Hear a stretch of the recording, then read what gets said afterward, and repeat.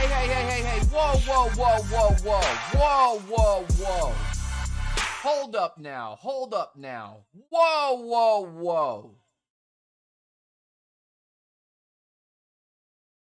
No, this ain't it, Pops. Run it back.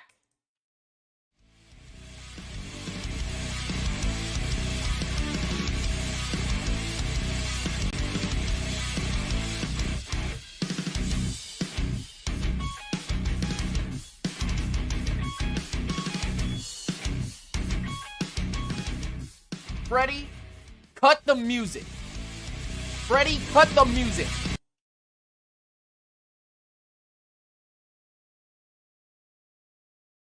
Don't you ever do that again to me. When I say we're going to do a stream about the Atlanta Falcons and Calvin Ridley and all the moves that they're going to be making, all this stuff, I don't want my gaming stuff up, Freddy. You understand me? You got it? All these people right now are waiting for me to go live, and you're holding me up with this technical stuff. Come on, Freddy. Come on, bro. Goodness grief.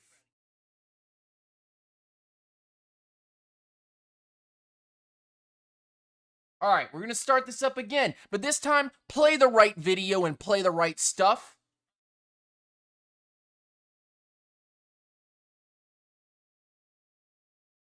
And a 3, and a 2, and a 1. Now roll my shit.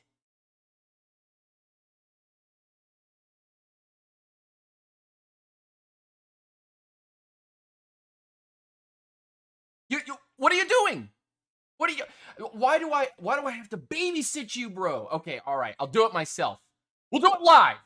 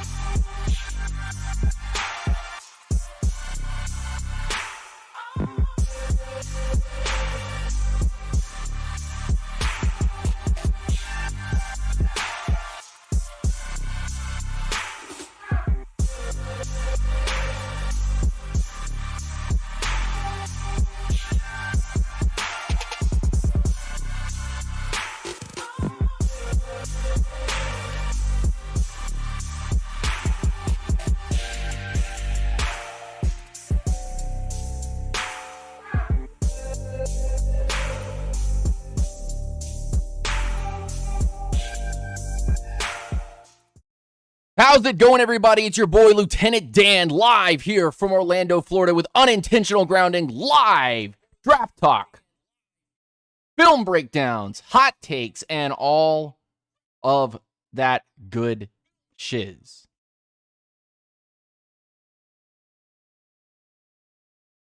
What's going on, y'all?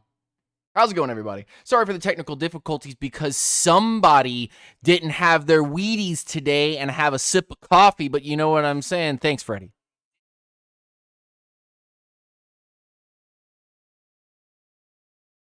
Appreciate you, brother, for all the hard work and dedication that you do to everything over here, like mess up constantly. Appreciate you. Goodness night. Cannot believe this guy. Anyway, welcome to Unintentional Grounding. My name is Lieutenant Dan. Here we are live for you guys on this. What is this? It's a Wednesday. It's Wednesday, my dude. Yeah, it's Wednesday. Goodness. Good night. How y'all doing in the chat? How's everybody doing? What's going on?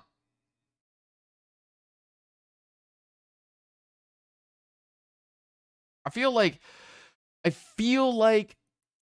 we just need a little hope. You know what I'm saying? I feel like all of y'all that are currently watching right now need just a little bit of hope. Because yeah, that's fine. You know, we beat San Francisco. That's fine. But we got the Bengals coming up next, you know? We got the Bengals coming up next. And I was having a pretty good conversation with some of the peeps in the Discord, and I kind of came to this kind of determination. You know what I'm saying? I came to this one bit where I'm sitting here going, you know what? You know, I think I already can see it. I don't know about y'all, but I can already see it. I can already see exactly where this Falcons team is starting to move the chess pieces. What? You don't know anything, Dan. Come on, it's only 5 weeks. What? Yes, Parrot. Yes, I understand. I get it. We're only 5, going on 6 weeks. Tomorrow's another Thursday night snooze fest. Is it the Broncos again? Please keep Russell Wilson off of my television screen in my living room. I don't want to see him again. Please, no more Broncos. Please, please, please. I'm begging everybody here. What? We need personalities. What? We need someone to watch on Thursdays to keep eyes on the television. What?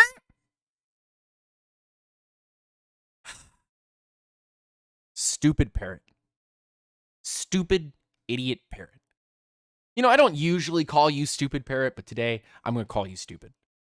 Because, gosh darn it, NFL, we don't need any more Russell Wilson in our lives. We need to see real stories.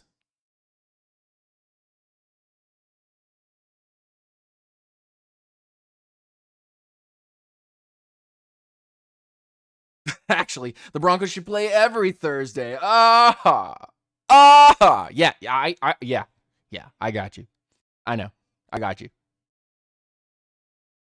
By the way, TJ, we're going to have to talk about this. We're going to have to talk about this screen, man. We're going to have to do something about this because we're not promoting the Patreon and the Facebook anymore. I'm gonna have to ask. I'm gonna have to send you some muns, man. I'm gonna have to send you some money.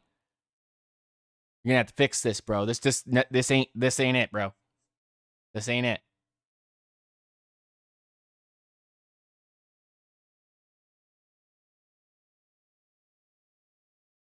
I can already see where this Falcons team is going. Oh, geez. Oh, geez. Oh, geez, Rick. Here goes Dan again. He's gonna tell us.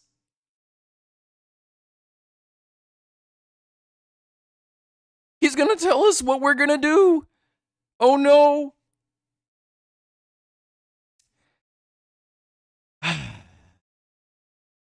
Let's just put some facts down on the table. Share this out to all your friends and family. UNGR_show on Twitter. Make sure that you tag me in it. Takes you 2 seconds, literally, if you're watching on your phone, to hit share button, Twitter, tag UNGR_show, tweet it, and send it out and say, yo, come watch, come listen. 2 seconds. You don't even have to subscribe to the channel, like the channel, hit the notification bell, although you should. I feel like Rush Limbaugh now. I'm going to come out here and talk Falcons fans off of bridges and tell Falcons fans exactly the truth in history of our team and what we're doing.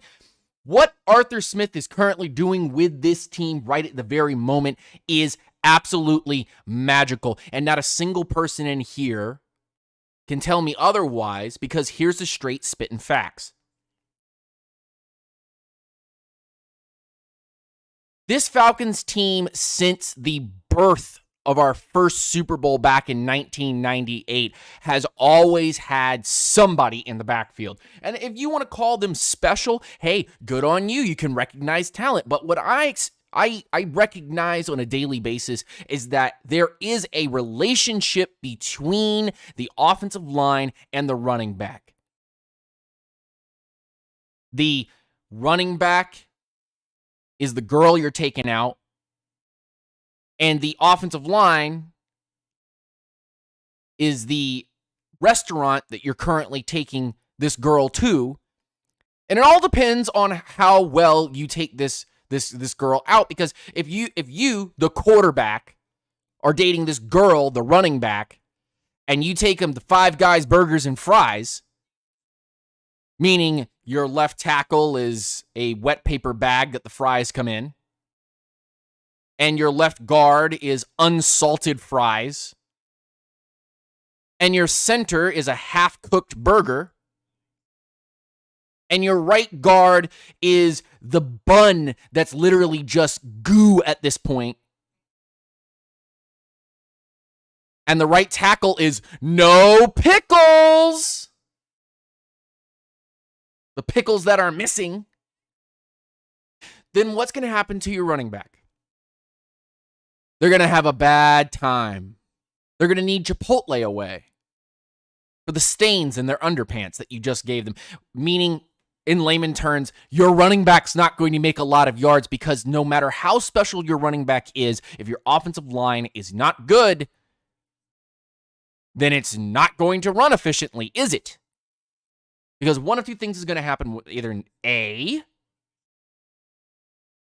they're going to defensively key in on your run and then start putting just enough down there to stop you from running and keep, just in case you want to get frisky and pass that ball. Then they're going to keep guys back there to stop you from throwing.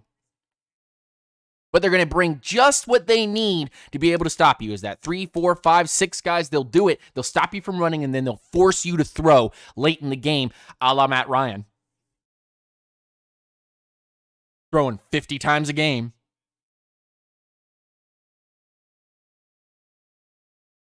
But I digress. I'm not here to spit venom. I'm here to only spit facts. And if you want to talk drip, son, meet me in the sauna because I got something to tell you right now. If your running back is some superstar, but your offensive line ain't got it, then, well, it ain't going to work.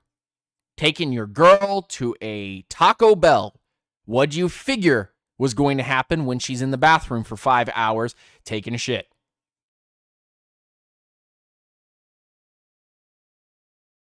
And then there's teams like the Dallas Cowboys for all of y'all,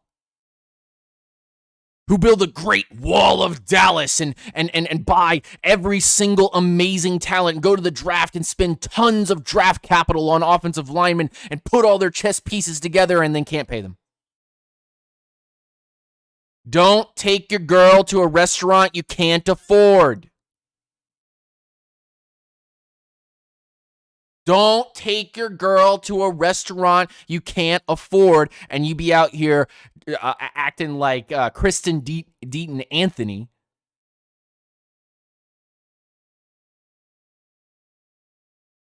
Running out here saying, no cash on me, girl. I'm just paying circles. Check, please.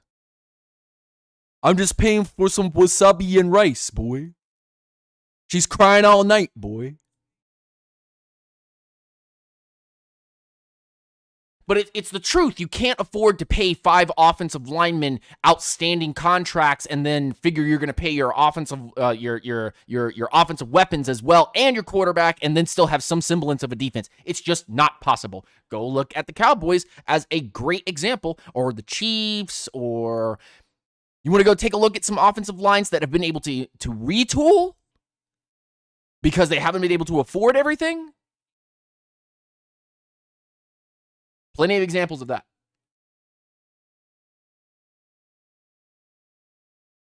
But let's just keep it real. Let's just keep it Falcons, right? Let's just keep it Falcons. Let's keep it real.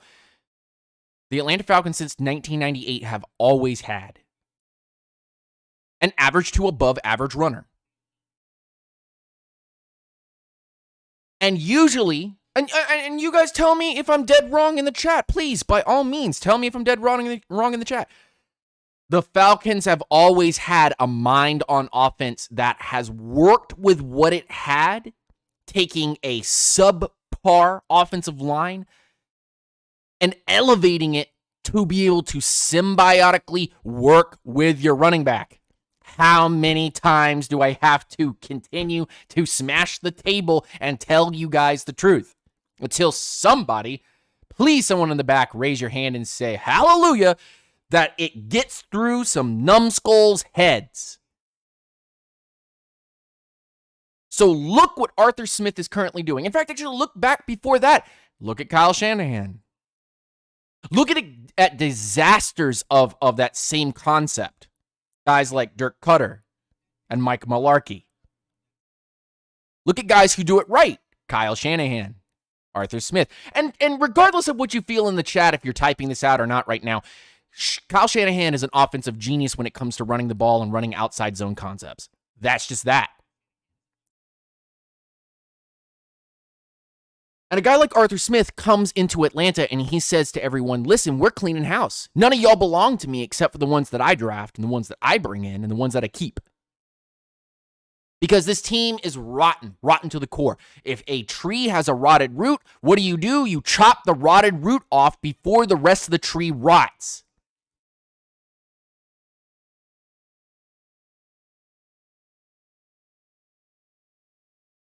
So when you're looking at this Atlanta Falcons team, they got rid of Matt Ryan on the cheap because they failed to be able to acquire Deshaun Watson after learning what was going on. That's a blunder on that front office's very, very short resume here, but a very, very, very, very, very big issue that they caused themselves. Facts or no facts, please tell me in the chat. 1 for facts, 2 for no facts. Just type a 1 or a 2 in the chat. Thank you. That is a blunder by the front office, trying to get Deshaun Watson, not looking at the situation for what it is, not using strategic foresight to take a look at where they are trying to build this team. If there was any interest, at least from what we understand, going forward. You bring in Marcus Mariota, you bring in Desmond Ridder, who obviously is the future. Don't you dare start chat on this whole long, drawn-out explanation of why we should keep an open mind about guys like Bryce Young and the kid from Ohio State and the kid from Alabama and this and that and the third and Levis and blah, blah, blah, blah, blah, blah, blah, blah, blah. We don't have to talk about this again. I won't mention it again. But Dan, the Falcons could still lose tons of games. NFL Bird, I swear to all that is good in this world, if you don't shut your beak right now, I'm looking at you, you're looking at me, and I'm telling you right now, the Falcons are going to win 7+ games. Oh no, does that mean we're not going to be able to draft the quarterback of our dreams? What dream are you dreaming? Wake up. I'm snapping in front of your face. I'm putting the smelling salts right there. You smell that? Ooh. That was a lot. That was a lot for me. I'm clapping in your face. Wake up. Wake up. You're not getting any of those quarterbacks.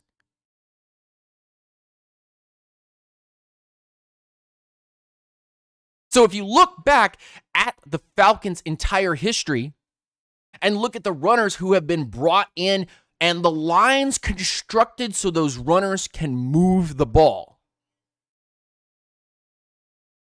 you start to see a little bit of a trend. What is that trend? Great coaching or good coaching equaled execution from the running game. Look at Michael Turner. Look at Jarius Norwood. Look at Devontae Freeman. Look at Quiz Rogers. Look at Steven Jackson. Look at Tevin Coleman. Look at Akeem Dent.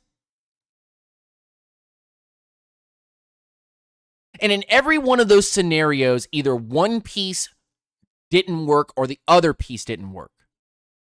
Either we didn't have a coaching staff / offensive line that was worth a damn, because when it comes straight down to it, talent can only take you so far without execution.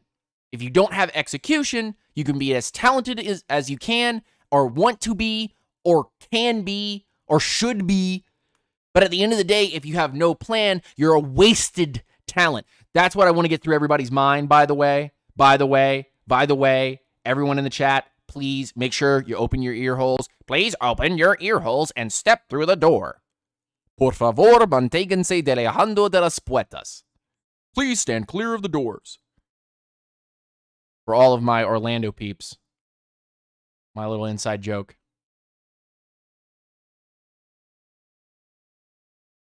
but either we have brought in running backs whose time has either passed. Hi, Steven Jackson. How you doing, buddy? Or had an inconceivable amount of ignorance when it comes to running the ball. Dirk Cutter, Mike Mularkey, who tried to pick up talents to just have a talented offensive line with no real direction. Now, again, remember what I said. You can't pay for every single offensive lineman, which means you're going to probably have to have either a rookie or a very cheap free agent option. In fact, actually, technically, if you really want to get into this, you can't pay all 5 offensive linemen decent contracts without sacrificing somewhere else. And therefore, the magic number is 3. 3 offensive linemen can be given guaranteed, bona fide contracts, and usually 2 are guys, one that you're working with before another contract expires, probably a drafted guy, and another dude who's usually a free agent or only works in this offense because they're a below average player who become an above average player based on the coaching talent and talent surrounding them. Hi, Andy Levitre. So when you look at what Arthur Smith is currently doing, especially with a passing game that I would call mediocre. Sure. Tell me about all the talents the Atlanta Falcons have. Please, by all means. Parrot, do you have anything to say about the Atlanta Falcons passing attack? No excuses. Should be Kyle Pitts. Touchdown every game. Zacchaeus should be running down the field, catching bombs. Drake London, he's big and strong. Why isn't he getting enough catches? Stupid parrot. Stupid parrot. Very dumb, ignorant parrot. I knew you were going that way. Let me guess. You're going to tell me also that every player that gets brought in by Terry Fontenot and Arthur Smith are dogs with a W? Dogs. Next, you're going to tell me, Parrot, that we should only take Georgia players. Next, you're going to tell me that if we don't take those players, that it's a waste because they're in our own backyard. We should have them completely scouted and pick up all the great talents. Is that what you're going to tell me, Parrot? You're awfully quiet as I continue to tell you all of these things. Still no speaky. Okay.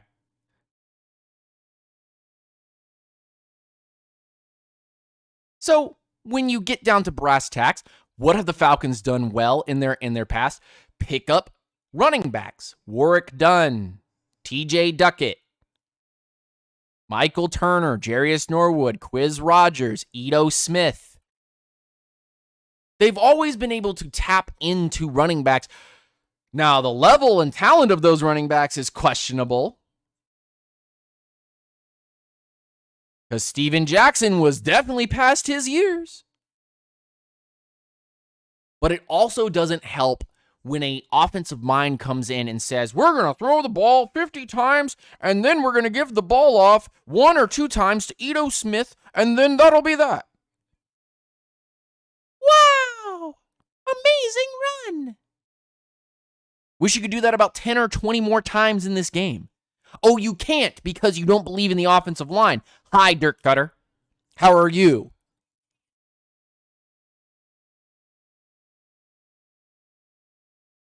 So then you end up overdrafting guys like, oh, I don't know. Here we go. I got to be... Guys, I'm going to put my military helmet on. Quick. Let me grab this really quick. Okay. Put that on. I got to be careful. Let me put my flame retardant suit on.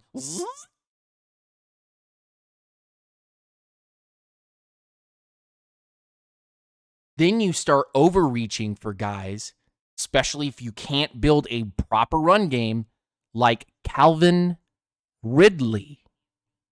And when you overreach for a guy like that, you end up having to pay him, trade him, or cut him when a new regime walks in because your plan didn't work.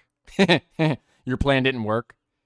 And so when he gets to another regime, that team management looks at that player and goes, "Fuck, you won't be here long. I didn't draft you. You're a better asset being traded than actually performing on this team." Look at Zacchaeus.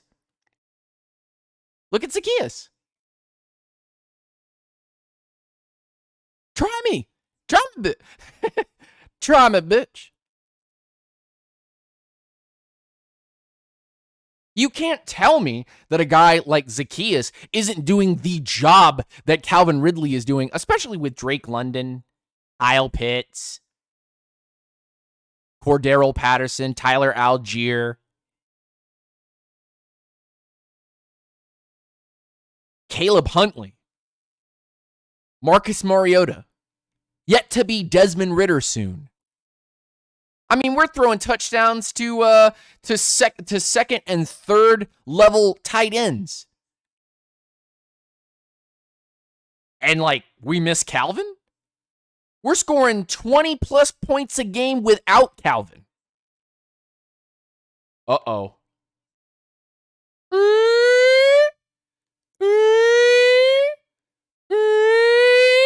What's that sound?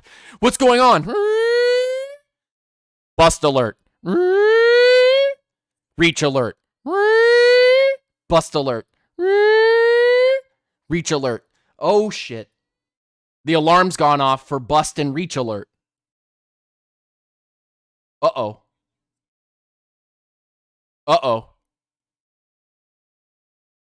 Well, ladies and gentlemen, I guess we're just going to have to sit down and deal with this particular issue, as Calvin Ridley doesn't fit the aesthetic and or needs of this team anymore.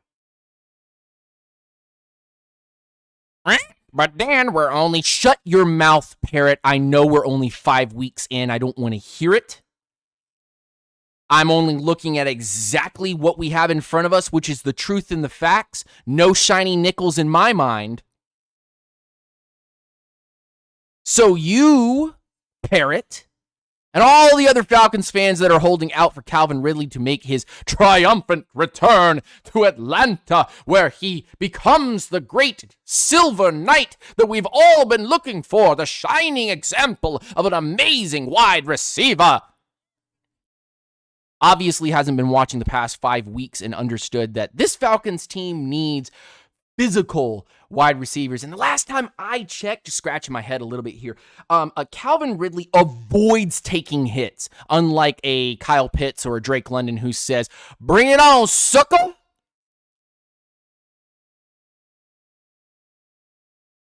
My running backs, my tight ends, my wide receivers on this team, including Zacchaeus, Brian Edwards, just keep going down the list if you want to, all lower their shoulder and take a guy out. Last time Calvin Ridley did that, he almost busted his shoulder and his face and his neck and his arm. And he got kind of pulled off the field and then started betting on game. We're not going to go down that road. But what I'm going to tell you guys is that if the symbiotic relationship that Arthur Smith has set up with this particular offensive line and this particular set of running backs, who Cordero Patterson's on his way to return in the next week or two, a guy that was ripping up the league, left the keys to his backups, and the backups said, "Okay, homie, I'm going to take it to the house. I'm going to run it 14 times and run it down the throat all the way for something like 70 yards. Yeah, that's exactly what happened. So I can only imagine Cordero Patterson getting back in here and, oh boy.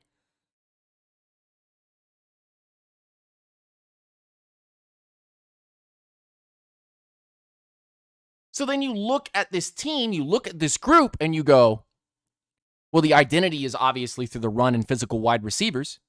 And the quarterback will be asked to run as well as set up the pass after running the ball. So Calvin Ridley does not in any way, shape, or form fit what we're doing. It's just kind of like putting the star on top of the tree. It's not necessarily you have to do it. You know, it's more important that the lights and the ornaments are up there. But that star does kind of make it kind of nice. yet just it really doesn't matter because it's kind of another plug that you plug into the string of lights that are actually plugged into the wall. Spitting Christmas facts, too, by the by. Welcome to Unintentional Grounding. Hot take. You don't need a star on your Christmas tree.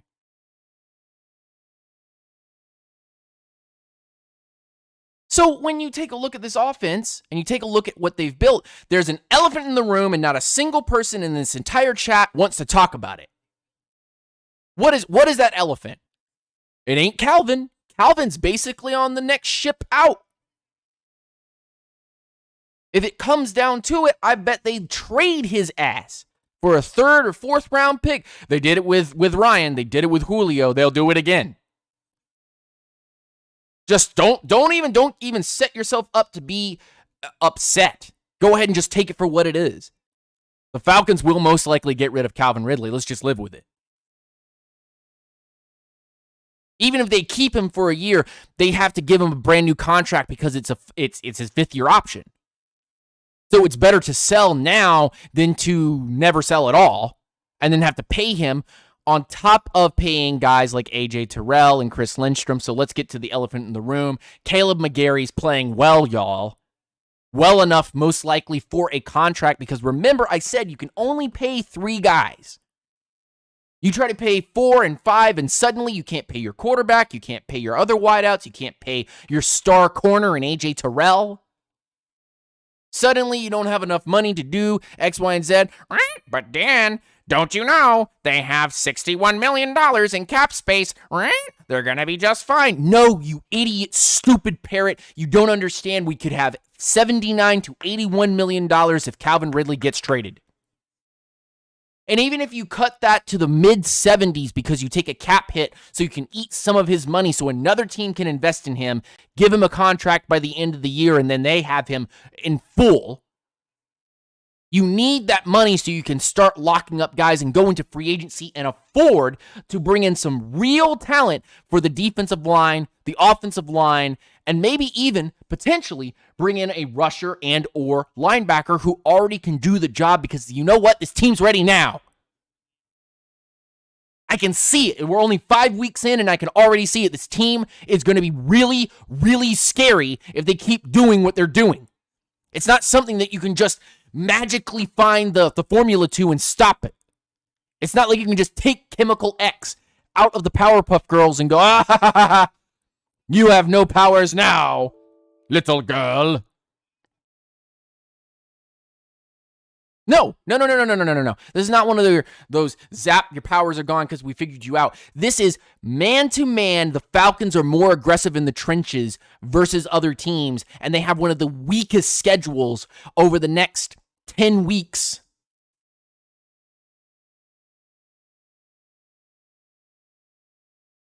And so now you look at this and you go, dude, they're going to rip off. Art Smith is going to rip them off. He's going to go all... If Marcus Mariota keeps playing the way that he is and he stops turning over the ball, which he's started to begin that whole scenario, if he continues to be smart with the ball and we have this running game, I don't know if there's many teams that could stop us. And this, all at the end of the day, could potentially signal Desmond Ridder in at the end of the year. Not even in the next couple of weeks, at the end of the year. But the elephant in the room is that you're going to have to pay Chris Lindstrom at the end of this season. Or at least by the beginning of next year, you're going to have to franchise tag the man. That's right. So what are you going to do? Do you pay McGarry? Well, he has gotten better. Under Arthur Smith, I don't know what it is they're feeding those boys or what kind of water they're letting them drink up there in Flowery Branch. But I can tell you right now, it must be some bookworm stuff because these guys have fixed their mechanics. They've fixed some of their issues. Dahlman is now the leader as a center. McGarry, Lindstrom, Dahlman is actually decent. And we know these guys aren't superstars. But if Matthews is doing just well enough and the left guard rotation is just well enough and Dahlman has already beaten Hennessy and Hennessy's basically one step out the door, and then you've got Lindstrom doing great, special, amazing work, and McGarry has suddenly fixed his issues and is a much more competent right tackle, suddenly the whole dynamic begins to change when you start talking about,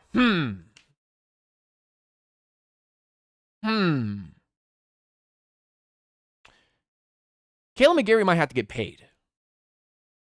How much do you pay Caleb McGarry? Do you say you're still in a growing phase after 5 years and we're going to need to see more from you, so here's a 3-year contract and let's roll it? Do you lock him up for 5 years and be like, you know what, you stuck with 2 regimes and you actually are pretty decent. We're going to go ahead and keep you, so here's a 5-year deal worth that million. Chris, here's your mega contract. Fantastic. Thank you so much, Jake, for holding over there on the left tackle line. Dahlman, you know what? I'm going to have to hand it to you. You did well. Now we can just kind of figure out this left guard situation. Oh, yeah, we already figured it out because whoever is currently playing at left guard, Wilkinson,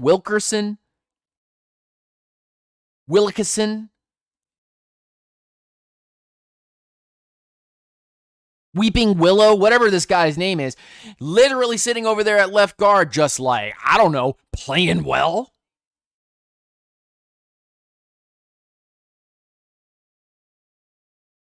And chat, so do you pay him?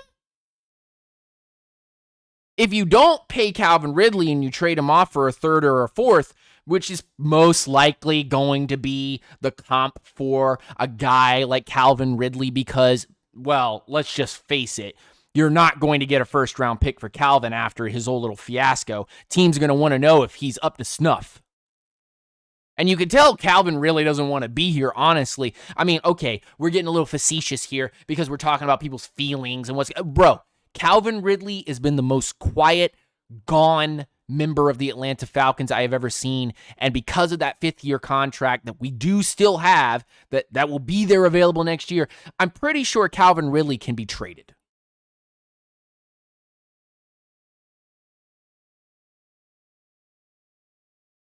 What's the pros of bringing a Calvin Ridley back? $61 million in cap space, enough money to be able to give him a new contract and backload it so you don't have to utilize that money this year, but then you're going to have to pay Lindstrom, so now you're down to $50 or $40 million. Then let's say you pay McGarry, now you're down to $30 million. Okay, so now you've done those things. Now you can pay AJ Terrell, and he's going to need some good money. So, okay, now you're down to $20 million. And then you're going to free agency, and you're going to scrounge for whatever you can make work. Whereas if you let Calvin Ridley go, you're talking anywhere from 85 to 81 million with a big M. $1 million. But Dan, they can't spend all that money. $81 million, you can't spend that. Oh my goodness. Please. Try me, bitch. I can spend $81 million. I can spend $81 million. It's not that hard. But Dan, a normal person probably couldn't use $1 million in 24 hours. Bro, do you understand how quickly I could get into an investment team or something of that nature and go to my favorite store or shop or something and make an investment right then and there? Tell them, bring your people. I want to put $1 million into X, Y, and Z. I want to build new homes. Here's $1 million. Let's get this done. I could do it. So $81 million is chump change, man. All you got to do is go in there and be like, numbers here, numbers there. Let's put those guys together. It sounds like I'm being ignorant when I'm saying numbers here, numbers there. Here, let's put it down. If you pay McGarry and pay Lindstrom and then end up paying anybody else on that offense at all, you're roughly somewhere at $50-something million. Put in the AJ Terrell contract, and now you're talking about $40 to $50 million square change, roughly. Now, if you get rid of Marcus Mariota and trade him or cut him, that does add about, I think it was about $15 million in cap space that adds to the burn pile. But if Desmond Ridder actually is the truth and he does look good in the last couple of games, if we're not hunting for a playoff spot, if there's no injuries to Marcus Mariota, and God willing that he stays healthy, because I don't want to see anyone get injured. When Cordell Patterson went down, Cordero, I prayed, man. I prayed for you. Because it's not just about the game, it's about people's livelihoods. So when I look at this team and I see the opportunity here, Calvin Ridley's most likely going to get traded, and there's going to be a heavy discussion on whether or not Caleb McGarry should be kept. Just prepare for that. Prepare for someone like a Caleb McGarry that nobody wants to keep around, ends up sticking and signing a new contract with this team, because you know what? He did improve. He did get better. This offense fits what he's trying to do. So, at the end of the day, we continue to bring in these subpar to average offensive linemen, not trying to bring in too many superstars, because this team understands money. This team understands payment. That's why Terry Fontenot's here, because Thomas Dimitroff didn't understand. Dan, did you just blame Thomas Dimitroff? I thought you were a Thomas Dimitroff truther. Yeah, I did. It's definitely a combo of Thomas Dimitroff being an egghead and Dan Quinn just being overwhelmed. And there were decisions made by Dan Quinn that were boneheaded. So the blame is equal, if not worse, on Dimitroff's side. Enablers like Arthur Blank and Rich McKay, who allowed these contracts to Matt Ryan and Julio Jones and Jake Matthews and so on and so forth, get out of hand. Tom Compton was literally there licking his chops, writing checks he didn't even have the money for yet, because he knew the Falcons were going to pay Matt Ryan. That's the truth.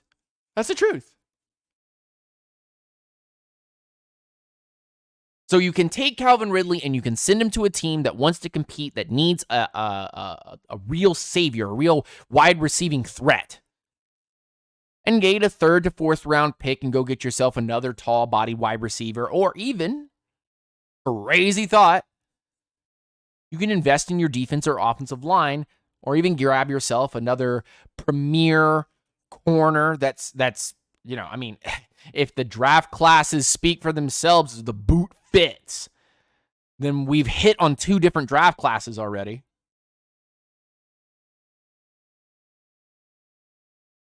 Now, if they can keep it up and keep moving the ball and then yes, of course, all of those things being relative, if everything works, then we won't be a bull in a china shop type of deal with, like with Dan Quinn and Thomas Dimitroff, where any little tiny move suddenly set off a chain reaction of everything else breaking.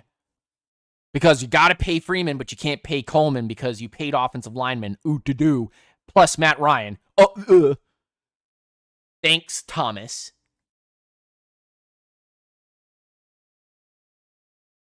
So here we are. And where is that? Tough decisions to be made.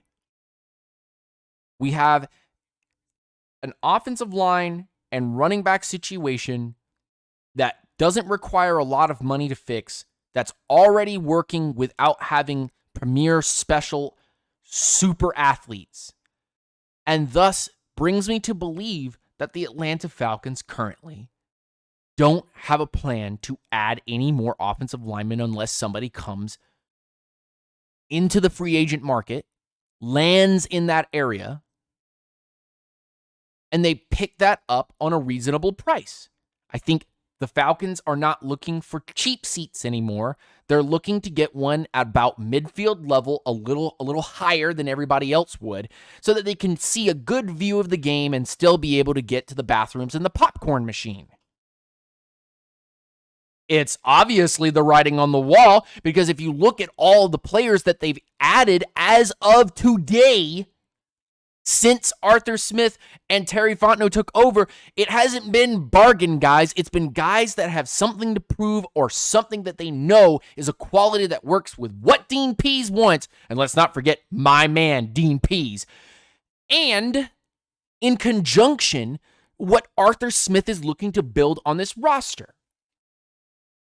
So yes, there was obviously interest in getting Deshaun Watson.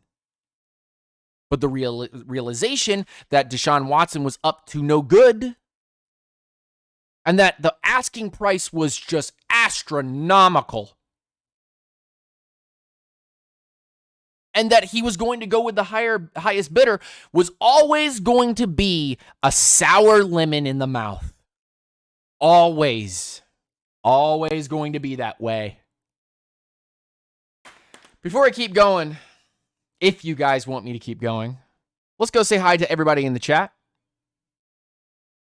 If you haven't already said hi in the chat and you want to see your name flash across the screen, type in the chat. Rise up. Stay grounded. What's up, Lieutenant Dan? Because you know what? I don't bite. I like to say hi to all the grounders because y'all make this show. Y'all make this show. Not the other way around. I don't make the show. You make the show. Y'all make it work. Raymond Elder in the building. TJC. Hey, we got to talk about... Hey, TJ, look, man. Look, I'm being straight with you. We gotta work on this, bro. You see this? You see the screen, bro? We got to work on this. We got to get new tags up there. We got to get this got to look better. This got to look better. We got to do better. You, me, we have to do better. And it starts with me, not you. So I'm asking you, hit me up. Terrence Holmes in the building. What's going on, my man? Rise up, stay grounded. I hope you're doing well. JP in the building. Joe in the building. Joe P, what's going on, man? Archangel in the building. Bubba Gump, what's going on, boy? JJ the Great in the building. Dexter Vlash, what's going on, my man? My Dream LCS, what's going on, dude? The coach is in the building, Mr. Irv Gotti. What's up, son? What's up, grown man? How you doing? Woo! Woo!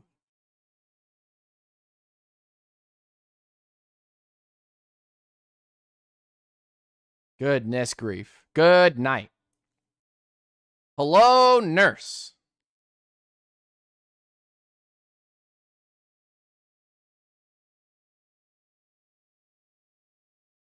I feel like you guys haven't told me that my sound is screwed, but it's not, so I'm gonna just tweak it real quick. There we go. I tweaked it. New screen for the people. New screen for the people, bro. Please. That's a belief. James Alberton. Oh my goodness. What's going on? What's going on, brother?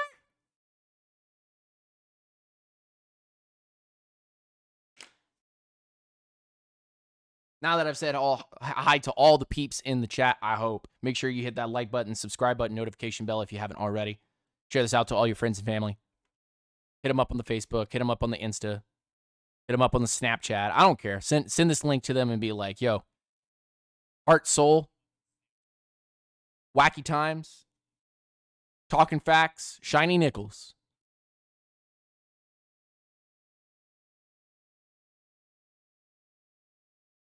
Sky's the limit, space is the place. Cream will rise to the top and all that good jazz.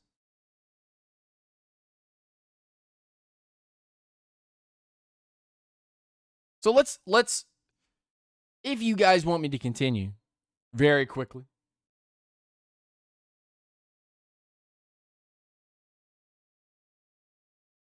This begins to leave us with the whole Well, what's the Falcons' record gonna be, Dan? If you're so comfortable that they're not gonna be in the spot to take a QB, then what are they gonna do?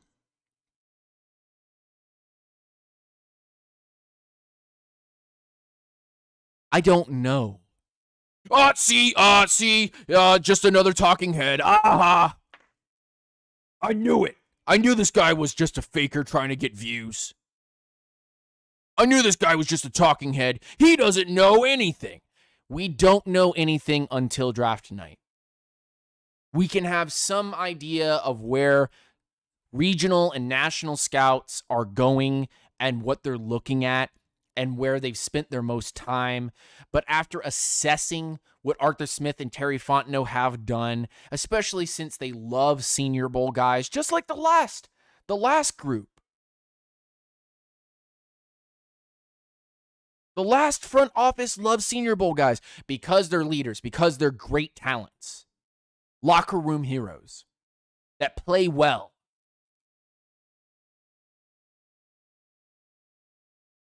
I can expect to see the Atlanta Falcons look, and they've been at some of the major schools for some of the big-time games.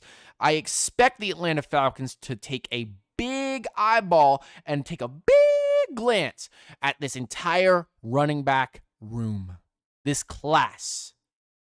They're going to look at the running back room and go, Cordero Patterson, 1 year left. Caleb Huntley and Tyler Algier. All of them have run well, but I'm not sure any of them is really a lead running back like that.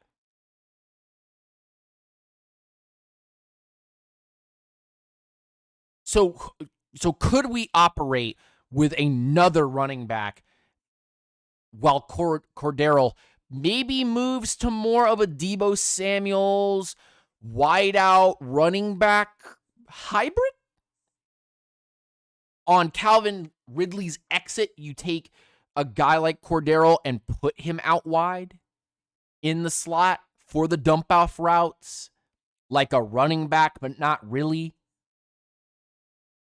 And then add another running back to the running back room and go, this is the group that we're going to be handing the ball off to. All of these guys can do great wonders, and we're going to get these guys paid the correct amount of money, but we're just going to keep it kind of flowing. Remember the kid from UCLA? Cabernet? He's coming out in the draft this coming year. And I ain't saying jack. I ain't saying jack about his play. Y'all go look at the stats. Y'all go watch the highlights yourself. Zach Cabernet. Corbinette. However you say his name. Zach Le Cordon Bleu.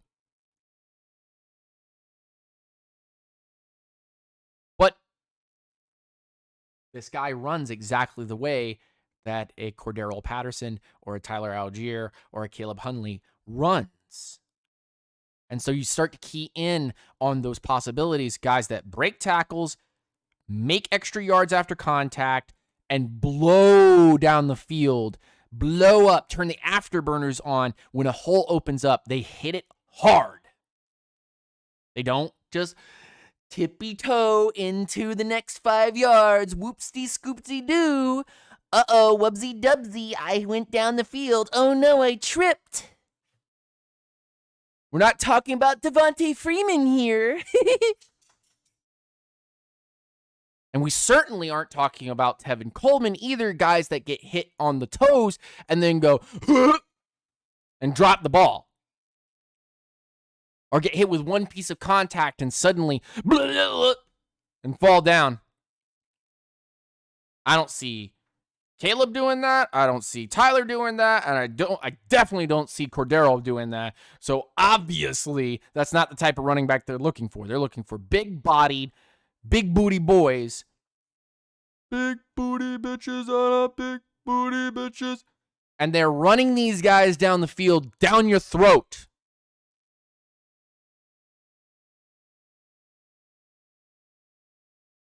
So you start to get a picture of what the Falcons are trying to do.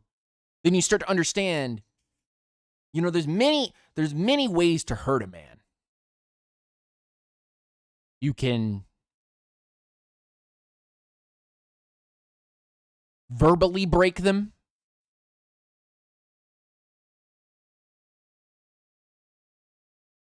You can say one thing but mean another thing and twist their mind so that mentally they suddenly become a goo and they're just yes, ma'am, okay, ma'am, yes, sir, no, okay, sir, okay, just don't yell at me, please.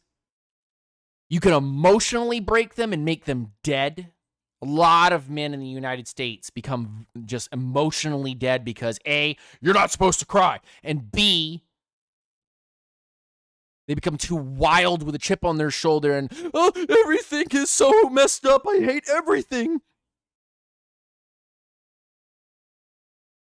You can spiritually hurt them by making them believe that there's no God, no nothing for them, that everything is determined by how hard they work and how much effort they put out there, and suddenly they break, they snap. You can physically break them. That's the one that everybody knows about. I don't know, taking a bat to somebody's knees is pretty terrible.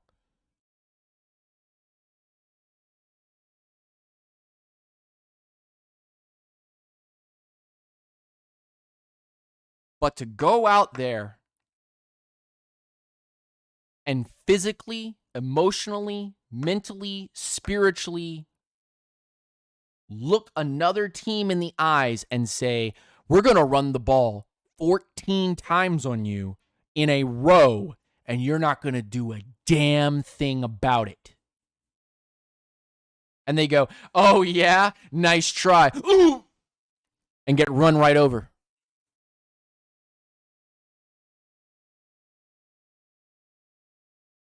For a tutty.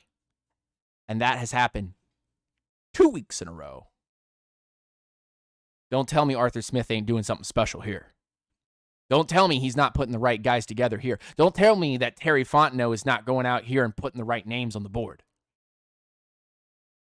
Don't doubt the process. Don't tell me one way or another that, oh, this is the way that it should be done, and this is the way that it should be done, and this is what you shouldn't do, and these things is what you shouldn't pick up. Watch Terry Fontenot and Arthur Smith continue to do their magic. I guarantee they'll have us in the playoffs in the next year or two. Maybe by the end of this year. Potentially competing at a high level next year. Because once again, it's not hard to look at what's going on and put the puzzle pieces together. But if you want to talk about the elephant in the room, you want to talk about the hard stuff, then you got to start talking about, are you going to pay Caleb McGarry?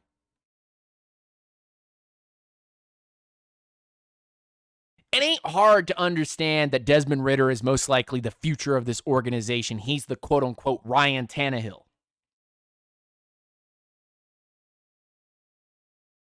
But when you want to ask real questions, what are you going to do with Cordarrelle Patterson after this year?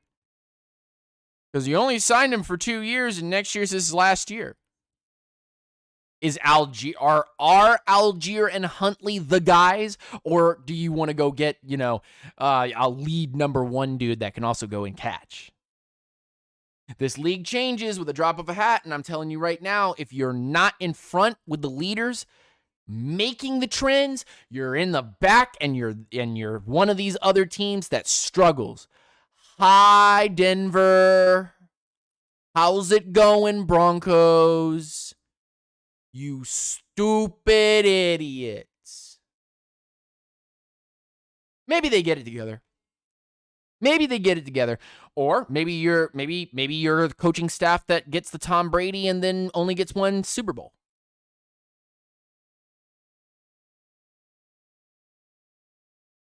Maybe you get a Super Bowl. Maybe you're just happy.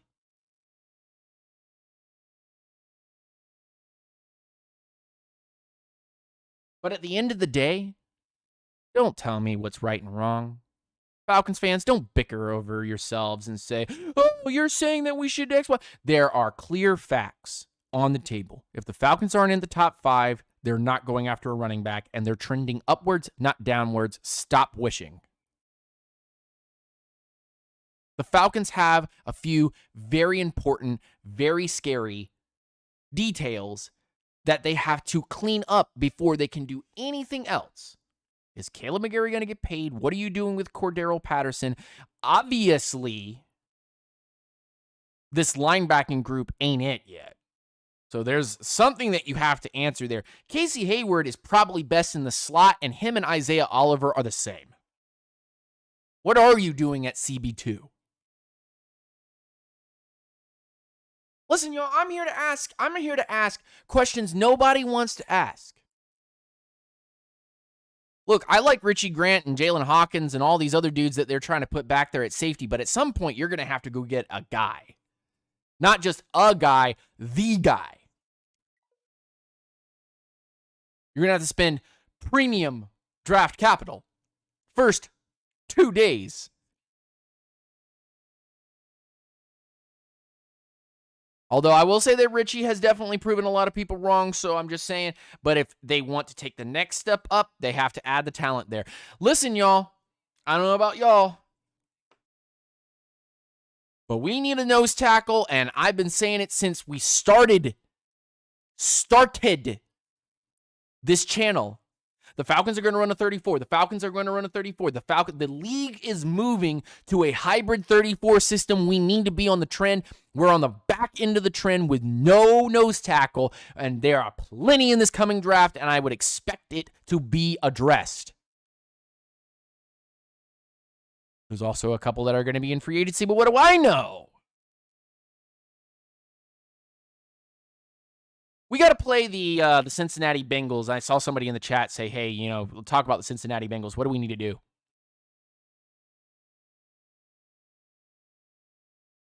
Well, if the game plan ain't broke,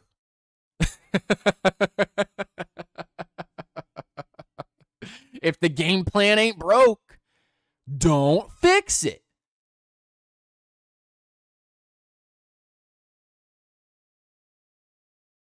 If things are working, don't change things for the sake of change. Figure yourself out. And so when you start making those questions appear, ones that nobody wants to answer, because it would mean that some people might get a cut or moved around, or your favorite might get ejected from the team. Oh, boo-hoo. I don't want to invest in that position. I only want X, Y, and Z. It's not what you want, you stinking fan, and I'm a fan too, so I'm calling myself out. It's what the team needs. And they tried to bring in 3 different nose tackles. 1 retired and 2 got hurt. Actually, one of them we already had, and we cut him. We cut his ass. Rip Anthony Rush.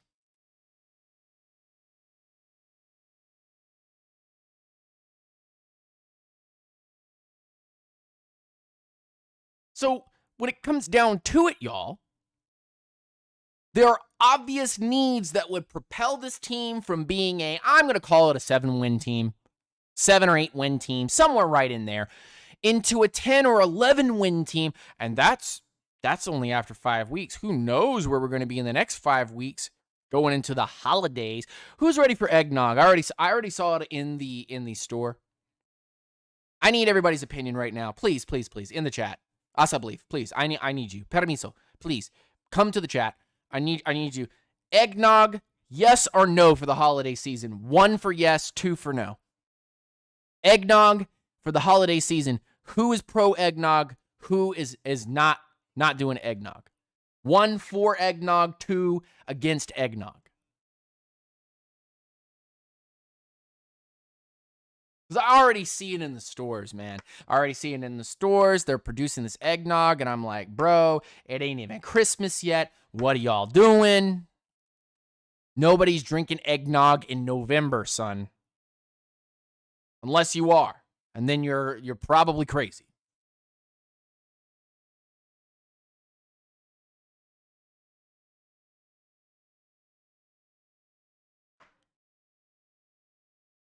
But I see the way that this is being built.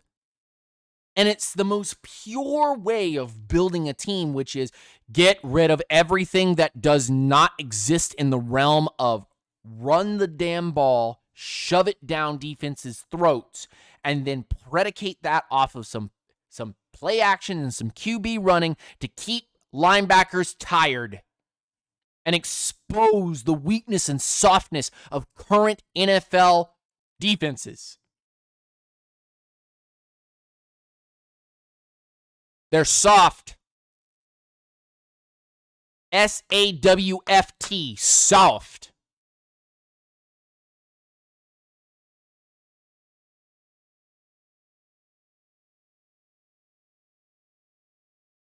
His name is Cordero Patterson, and he stands 6'1", and he runs right through you, and you can't teach that. And this is Arthur Smith, and he's a really good coach, and he likes to run the ball, and you can't beat that.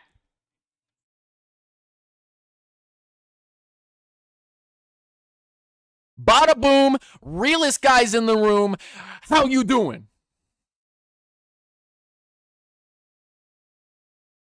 Because that's what they've done week in and week out. They haven't played any games. No games. No games. And exposing fugazis out there and doing the job. Taking people up and down to the SmackDown Hotel.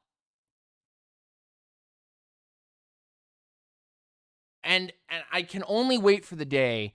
And look.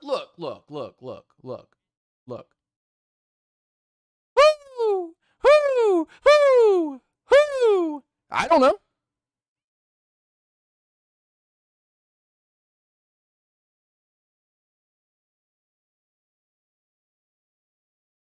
I don't know.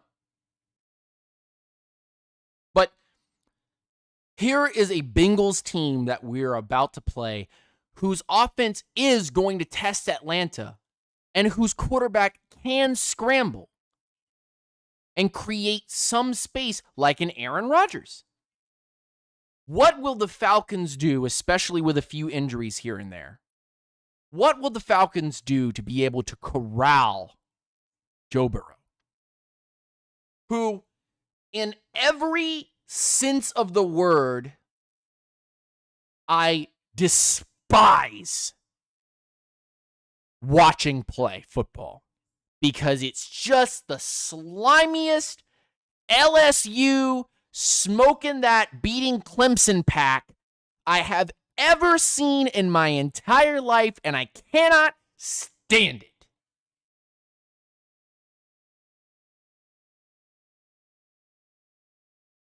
So when it comes to the Bengals and whether or not they're going to run it down our throats or this, that, and they're going to find out very quickly that if you're not throwing to Jamar Chase, if you're not getting the ball down the field, which is kind of the Falcons' current big weakness right now, if you want to call it a big weakness. It is, but it isn't, but it is. If that's what the game plan is for the Bengals, oh, help me, they won't have the ball, but maybe about 4 times. Because the Falcons are just going to run that clock out. No way. No way you're in the chat. There's no way you're in my chat right now. The undisputed Queso is in the chat, ladies and gentlemen. Welcome to Moe's.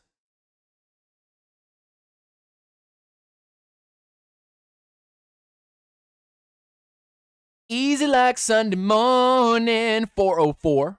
What up, son? How you doing? Pantera, how you doing, man? I know you only come in here for the Falcons content, so you've got to be brimming from ear to ear. He's doing it. He's not playing video games. Thank goodness. You suck at video games anyway, Dan. Shut your beak, you stupid parrot. I destroy kids on video games. Get out of my face. Go fly off and go eat some seed. Lame ass takes. Go molt somewhere or something. Goodness grief.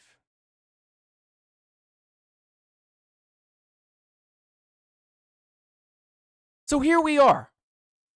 The Falcons most likely will go back to the well that has been working against the Bengals and go, I dare you to stop us from running the ball. I double dog dare you. I double dog dare you to stop us from running the ball. Steals in the building.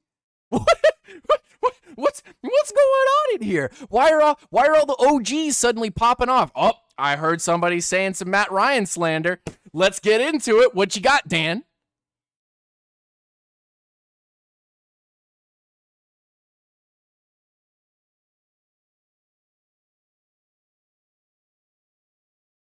But as things continue to morph, change, and grow, this Atlanta Falcons team will most likely rid themselves, no pun intended, rid themselves of Ridley.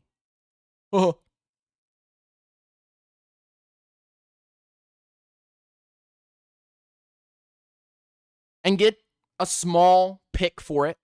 I mean, they got rid of Deion Jones, and we could have kept him for the rest of the year and played him, and they said, nah, I'm not interested. And if they're willing to do that with Deion and Matt Ryan and Julio Jones, you better strap in, folks, because it's going to be a wild ride down Splash Mountain. And it ain't a long ride either, because everybody got kicked out of the park, except for who Arthur Smith wants in the park.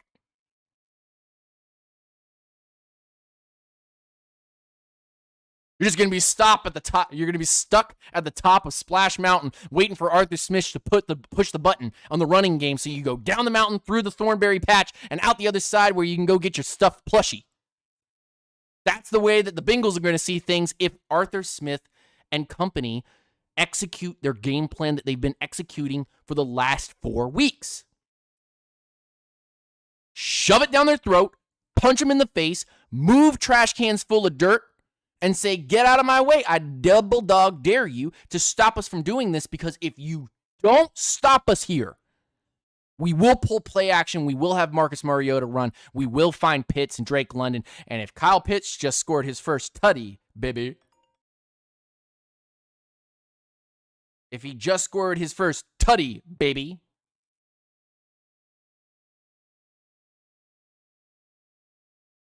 Then I'm pretty sure that a guy like Arthur Smith is starting to understand where he wants to put his guys to get them open. Hey, man, if you're going to get real deep into this and try to stop us from running the ball, we're just going to put Kyle Pitts on an island and see what happens when we make him do a slant route. I don't know. I don't know if you're going to leave the 3/4 of the field open in zone. You know, Drake London's going to make an amazing catch and going to make a first down 15, 20, 30 yards. Look, man, if you're just going to keep playing the way that you're playing, Ozzy's going to run straight through your offense, straight through your secondary, and for 50-something yards, catch some big, deep pass. I'm just saying, you don't have to have Calvin Ridley here to burn people on the field. We're already doing it. They'll dink and they'll dunk and they'll run the ball and they'll run all the clock out. And then suddenly the Bengals will be like, oh no, we've got to pass for the 60th and 70th time. Because yes, while we are beating them and trying to throw the ball down the field, we've run out of time. And suddenly the Falcons have scored multiple times. How did this happen? Don't forget the boogeyman, Kyle Pitts, who's underneath people's beds and going, ooh, I'm here. You don't exist, Kyle Pitts. Turns on light. You're not under there. Now I'm in your closet. Woo! Damn it, now I gotta go check my closet. Is there anything in here? Light turns off. Click. Uh-oh. Caught you slipping. Caught you slipping.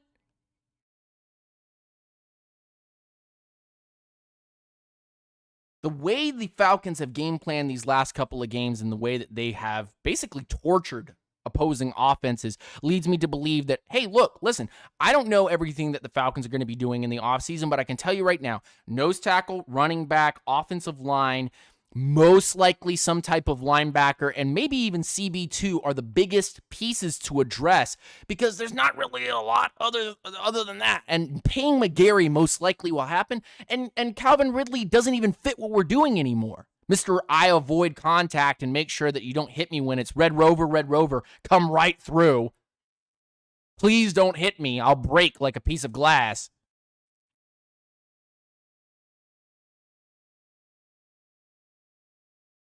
I see more heart and more fire and less laziness and less stupid running.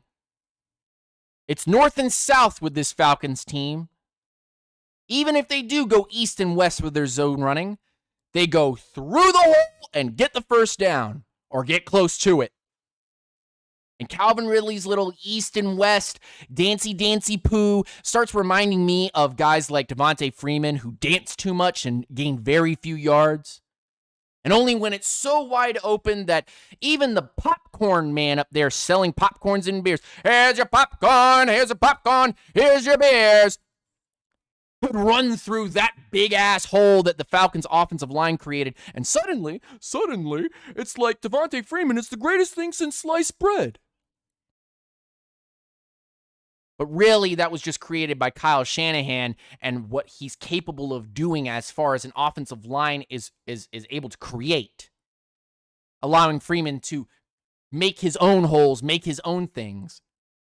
But Freeman was as replaceable as Tevin Coleman, as Ito Smith, as Steven Jackson.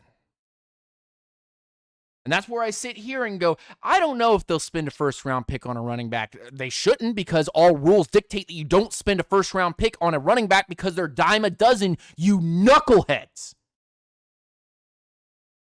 But when it comes down to it, hey, we took a tight end in the first round, and then we took a wide receiver in the first round the following year. So, hey, man. Dan, will Troy Anderson be the Falcons' Brian Urlacher? Oh, that's an interesting comparison, but I mean, it's too soon. Too soon. Year one, too soon. Can't be saying that. Can't be getting into that. Nope. I'll only answer that question if I have a bottle of Henny next to me, because then I'll have to answer some real questions. But that's an interesting point. That's an interesting viewpoint. An interesting little glimpse into what the Falcons could be. He does a lot of things like that. So at the end of the day, the Falcons having to play the Cincinnati Bengals and potentially holding them to, something around 20-something points and we outscore them, seems like the narrative that you're going into, unless suddenly the Bengals come out and just burn us every pass. But even one of the better offenses in the league, the Bucks, are beatable. And we should have beaten them. And the Saints and the Rams. Just my opinion.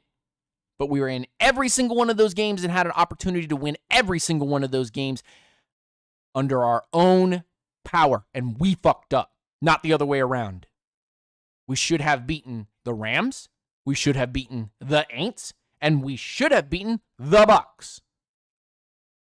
Shoulda, coulda, woulda, and all that good stuff, right?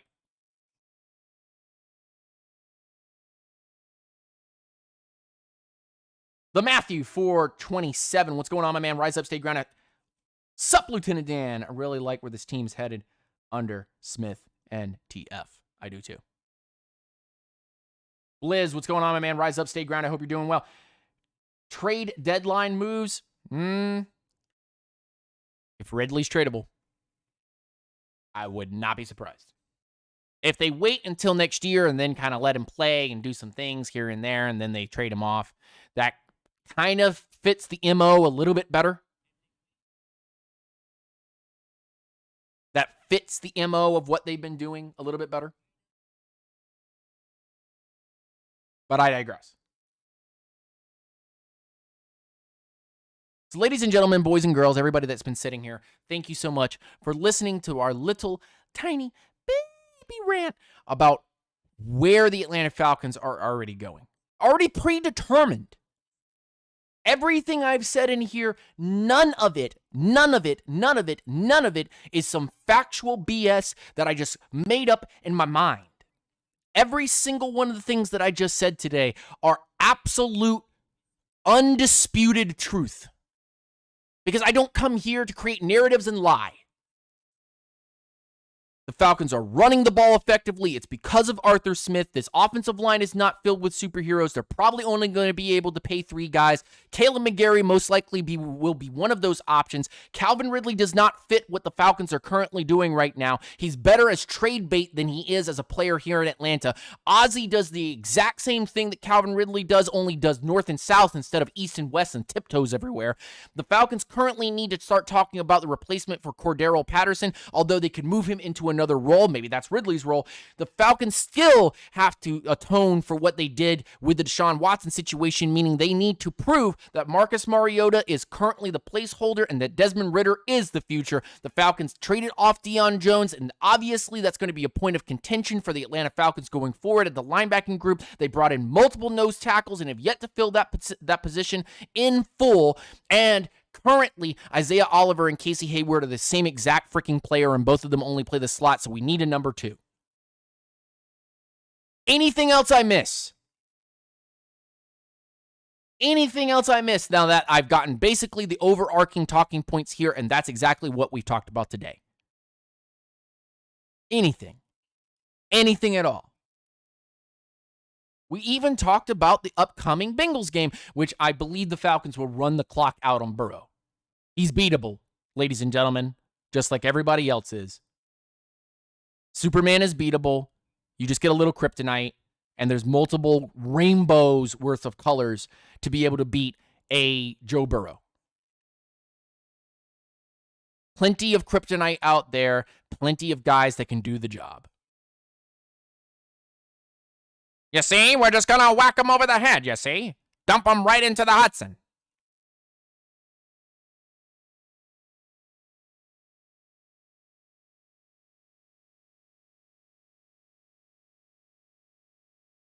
I'm not even worried about the Bengals because every single week before a game starts, before I try to make any content, before I get on a show like this, before I talk to any of you guys, 2 things pop into my mind. Number 1, I enjoy Falcons football again. Share a show of hands in the chat. Who enjoys Falcons football now? And number 2, every time I see Marcus Mariota run the ball and get tutties and move chains, I don't know what it is. I mean, I do and I don't. But I get this little salty thing in my eye. And it runs down my cheek, and I go, what was that? What was that? Because I look at the screen, and I see Marcus Mariota running for a touchdown, or run for 5 yards, or run for 15, or run for 50, and I go,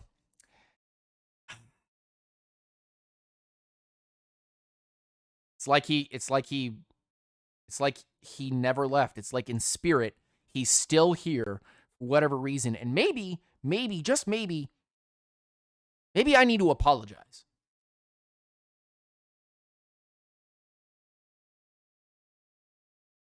Maybe it was me all along. Maybe Vic wasn't that bad.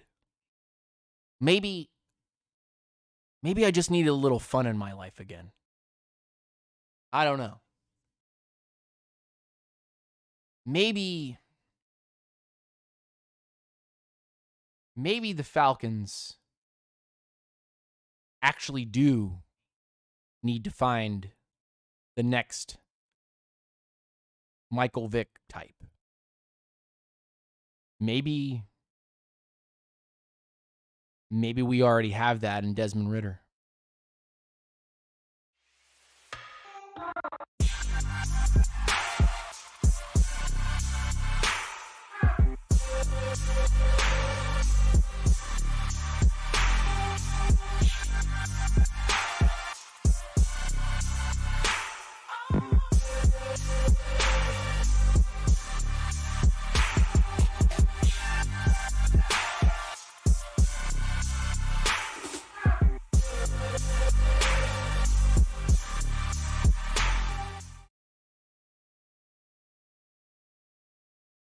Y'all didn't really think I was going to leave you on that cliffhanger, did you?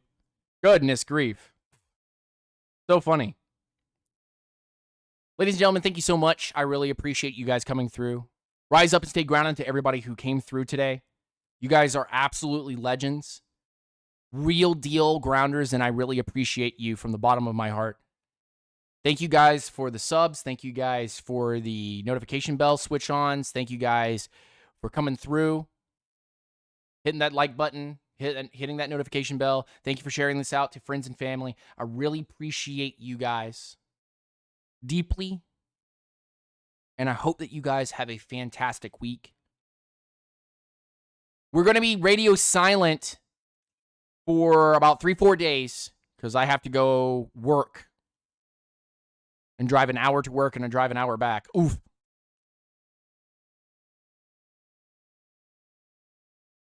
But, I will be back. I promise. I promise. And we will talk about the Cincinnati game and what the aftermath of the Cincinnati game means for the Atlanta Falcons going forward. Rise up, stay grounded, and y'all take it easy. Have a blessed night, and I will talk to you guys later. Now, Freddie, I made you get away from this, brother. I look, man, we had a fantastic show. I loved every bit of it. But please hit my intro, and then we need to speak after my intro, bro. Like, seriously. This has got to stop. You got to get on point. If you're not getting on point, bro, then this show ain't going to go anywhere. We're going to be kicking rocks soon. People are going to unsubscribe, man. So just please hit my intro, and let's just talk during the ending screen, okay? All right. Peace, guys.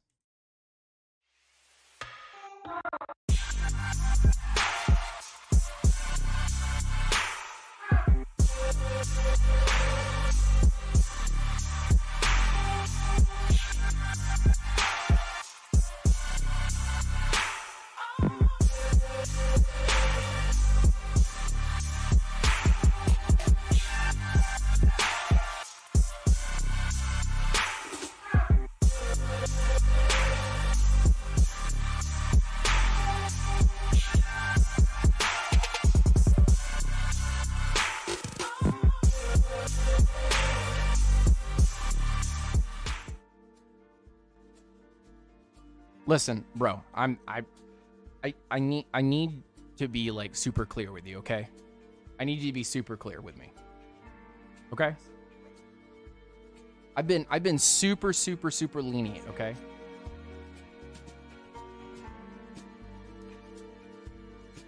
Do you want to be part of this, bro? Because look, man, like we've done so much for these people, man. We put film breakdowns out, we did the shows, we did all this stuff. What's your major malfunction, man? Look, I can only do so much when I have to talk about Matt Ryan every 30 seconds on Twitter or every 45 seconds when I have to come back on these shows. You can't tell me for even 1 second that I haven't done my part. Now look, Freddie, you do your part, and suddenly the show is a masterpiece, and people are going to come want to watch this stuff.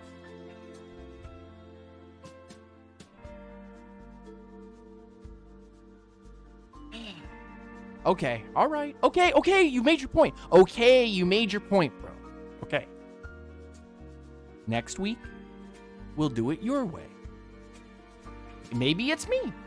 Maybe you're the one that's got it down pat, and maybe I'm the one that's just rushing you. You don't rush artists, right? Just like you don't rush bakers. So I won't rush you. I won't rush you. You won't rush me, and we'll just make this work. Where are you going? No. Don't leave. No. Tell me exactly what you